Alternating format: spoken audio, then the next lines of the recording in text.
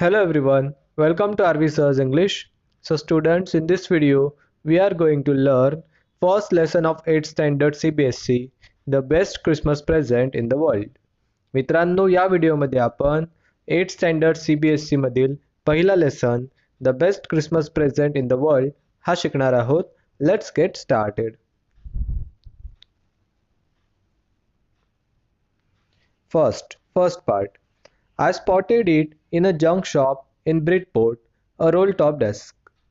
The man said it was early 19th century and oak. I had wanted one, but they were far too expensive.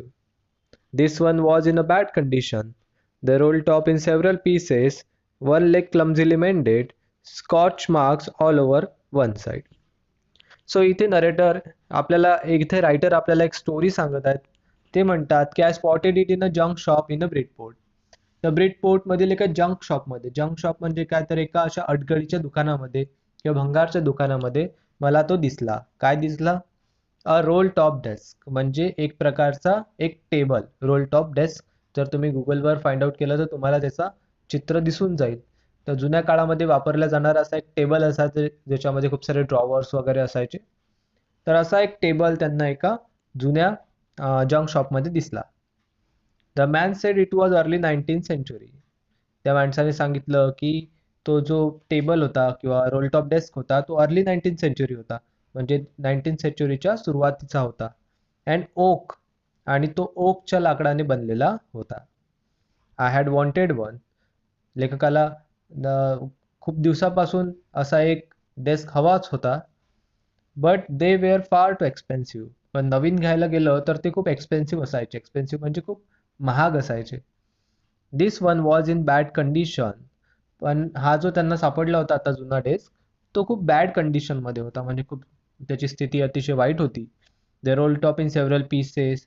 त्यावरील roll top जो होता त्याचे काही तुकडे झालेले होते. One leg clumsily mended. एक त्याचा पाय असाच आबडधोबड पद्धतीने जोडलेला होता. Scotch marks all down one side. आणि स्कॉच मार्क्स म्हणजे बर्न मार्क्स, म्हणजे जळालेल्या खुणा सगळीकडे त्या टेबलवर डेस्कवर दिसत होत्या. It was going for very little money. आणि तो त्यांना फारच कमी पैशाला मिळणार होता. I thought I could restore it. त्यामुळे लेखकांनी विचार केला की ते त्याला रिस्टोर करू शकतील, म्हणजे त्याला दुरुस्त करू शकतील. It would be a risk, a challenge, but I had to have it. आता हे कदाचित एखादं रिस्क किंवा चॅलेंज आव्हानही असू शकलं असतं, पण लेखकाला ते घ्यायला आवडलं. I paid the man and brought it back to my work room at the back of my garage. त्यांनी त्या माणसाला पैसे दिले आणि त्यांनी तो रोलटॉप डेस्क आपल्या घरी, आपल्या गराजमध्ये ते घेऊन आले. वर्क रूममध्ये, जिथं ते दुरुस्त करणार होते. I began work on it on Christmas Eve. आणि एका क्रिसमसच्या संध्याकाळी त्यांनी त्यावर काम करणं सुरू केलं. I remove the roll top completely and pulled out the drawers. त्यांनी वरचा तो रोल टॉप काढून टाकला आणि त्यांनी सर्व ड्रॉवर्स सुद्धा बाहेर काढले. The veneer had lifted almost everywhere. त्यावरील जो विनीर होता, तर विनीर म्हणजे काय? A thin layer of plastic or decorative wood on furniture of cheap wood.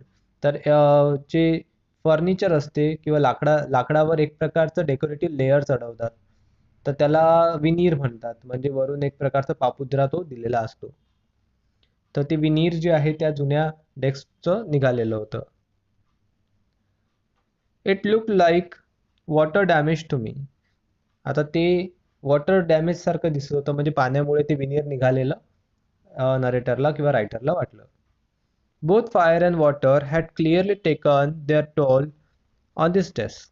तर फायर आणि वॉटर म्हणजे आग असो की पाणी, दोघांनी पण त्या डेस्कला खूप वाईट पद्धतीने डॅमेज केलेलं होतं, म्हणजे नुकसान पोहोचवलेलं होतं. The last drawer was stuck fast. शेवटचा जो ड्रॉवर होता तो आतमध्ये फसलेला होता. I tried all I could to ease it out gently. लेखकाने खूप प्रयत्न केले त्याला प्रेमाने बाहेर काढायचे. In the end I used brute force. पण तो काही प्रेमाने बाहेर निघाला नाही, त्यामुळे त्यांना फोर्स म्हणजे जोर लावावा लागला त्या ड्रॉवरला बाहेर काढण्यासाठी. I struck it sharply with the side of my fist and the drawer flew open to reveal a shallow space underneath. तर त्यांनी आपल्या फिस्टने जोरजोराने बुक्की त्यावर हाणले आणि अशा प्रकारे तो जो स्ट्रक होता म्हणजे तो अडकलेला डॉर होता तो बाहेर आला म्हणजे निघाला, फसलेला होता तो निघाला. आणि मग जेव्हा तो निघाला तेव्हा त्याच्या खाली नरेटरला एक शॅलो स्पेस दिसली. शॅलो स्पेस म्हणजे काय, तर एक अशी रिकामी मोकळी जागा, अ सिक्रेट ड्रॉवर, म्हणजे एक प्रकारचं ते सिक्रेट ड्रॉवर होतं. There was something in there, आणि त्यामध्ये काहीतरी होतं. I reached it I reached in and took out a small black tin box. तर त्यांनी बघितलं तर त्यामध्ये एक छोटासा टिन बॉक्स होता ब्लॅक कलरचा. Sellotaped to the top it was a piece of line note paper. आणि त्याच्यावर सेलोटेपने एक लाईन नोट पेपर म्हणजे एक प्रकारचं एक नोट जी आहे ती चिपकवलेली होती. And return on it in शेकी हँडरायटिंग, आणि अतिशय थरथरत्या हाताने त्यावर लिहिलेलं होतं, जिम्स लास्ट लेटर रिसिव्ड जानेवारी 25, 1915. त्यावर लिहिलेलं होतं की हे जिमचं शेवटचं लेटर आहे आणि ते जानेवारी 25 म्हणजे 25 जानेवारी 1915ला भेटलेलं आहे. To be buried with me when the time comes, आणि त्यावर असे लिहिलेलं होतं की जेव्हा योग्य वेळ येईल तेव्हा ह्या लेटरला माझ्यासोबत दफन करून टाका. I knew as I did it that it was wrong of me to open the box, but curiosity got the better of my scruples. तर लेखकाला माहिती होतं की अशा प्रकारे कोणाचं तरी कोणाची दुसऱ्याची वस्तू उघडणं बरोबर नाही आहे, पण जी क्युरियोसिटी म्हणजे जिज्ञासा होती ते त्यांच्या त्या गिल्टवर भारी पडली आणि त्यांनी ते उघडलं. इट युजली डज, आता असं नेहमीच होते त्यांच्या बाबतीत. ते म्हणतात की क्युरियोसिटी त्यांची इतकी होती की त्यांनी कसलाही विचार न करता ते उघडलं.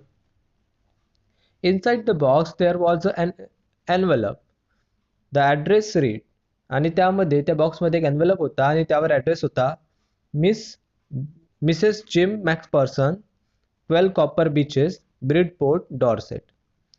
I took out the letter and unfolded it. तर नरेटरने ते लेटर बाहेर काढलं, ते उघडलं. It was written in pencil and dated at the top December 26, 1914.